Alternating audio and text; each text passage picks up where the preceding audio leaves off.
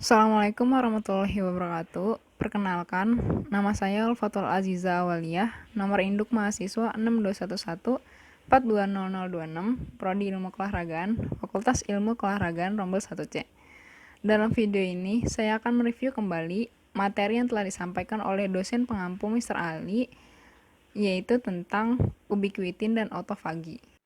Materi pertama adalah tentang ubiquitin.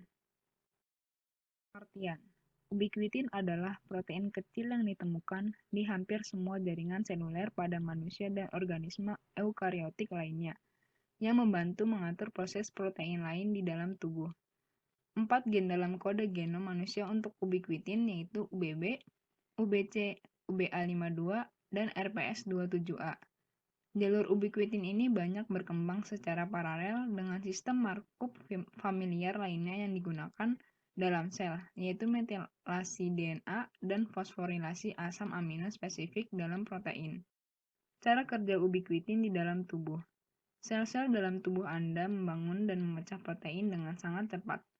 Ubiquitin menempel pada protein, menandai mereka untuk dibuang. Proses ini disebut ubiquitination.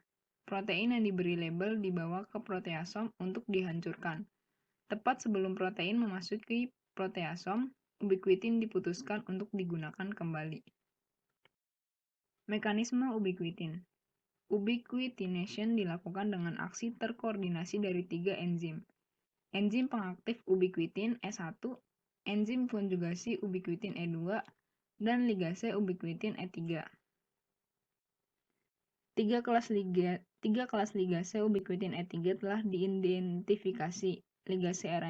Ligase ring kiri, ligase RBR tengah, dan ligase HECT kanan yang menunjukkan perbedaan mekanisme transfer ubiquitin ke substrat. Kode ubiquitin.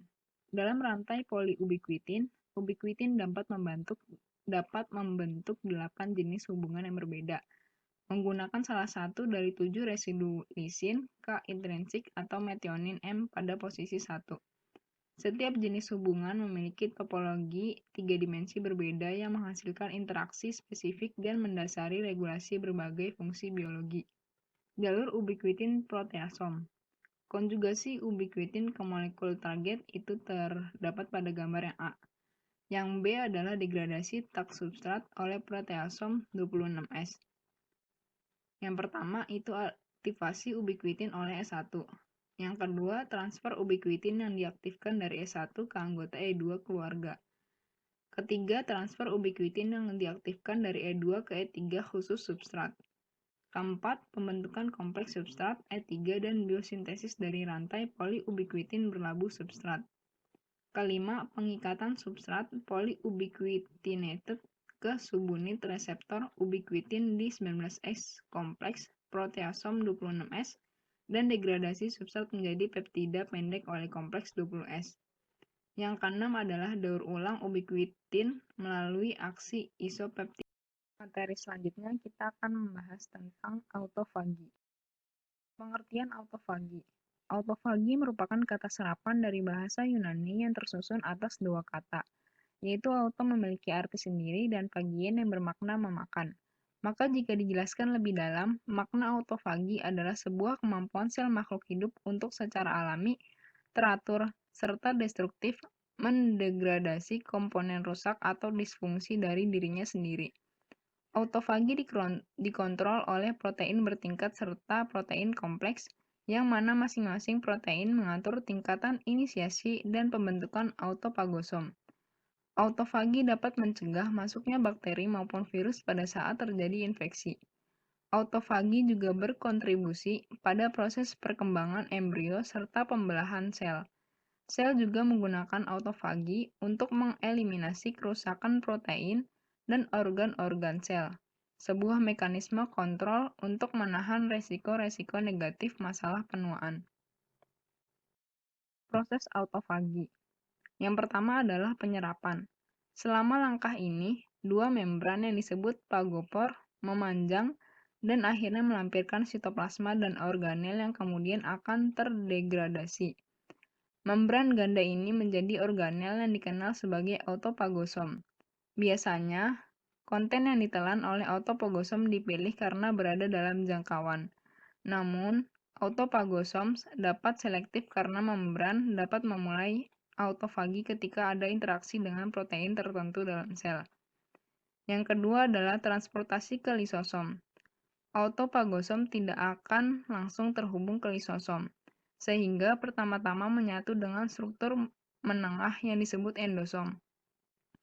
Autophagosom yang menyatu dengan endosom sekarang disebut sebagai amphiosom, yang dapat dengan mudah menyatu dengan lisosom. Yang ketiga adalah degradasi. Ini dapat dimulai setelah fusi dengan lisosom terjadi. Setelah menyatu dengan amphisom, lisosom melepaskan enzim yang menurunkan bahan yang ada di autophagosom asli. Struktur yang penuh dengan bahan seluler terdegradasi ini sekarang dikenal sebagai autolisosom atau autophagolisosom. Yang terakhir adalah pemanfaatan produk degradasi. Ini dapat terjadi setelah semua bahan seluler terdegradasi ke asam amino. Setelah diekspor keluar dari autolisosom ke dalam cairan seluler, asam amino kemudian dapat digunakan kembali. Mekanisme molekuler. Yang pertama adalah induksi dengan aktivasi molekul pensinyalan. Protein kinase termasuk kompleks mTOR1 yang menyampaikan informasi tentang kondisi metabolisme sel menjadi diaktifkan dan memberi sinyal ke mesin autofagi. Yang kedua ada nukleasi dan perluasan membran. Vesicle membran ditandai dengan keberadaan ATG9, satu-satunya protein transmembran yang terlibat dalam proses tersebut. Direkrut ke lokasi perakitan, tempat mereka memusatkan pembentukan autofagosom atau vakula autofagik. ATG9 tidak dimasukkan ke dalam autofagosom. Rute pemulihan harus menghapusnya dari struktur perakitan. Yang ketiga adalah penutupan. Menutup membran di sekitar target untuk membentuk autofagosom yang dibatasi oleh membran bersegel ganda. Yang keempat adalah perpaduan. Perpaduan autofagosom dengan lisosom dikatalisis oleh Snares dan pembentukan fagolisosom.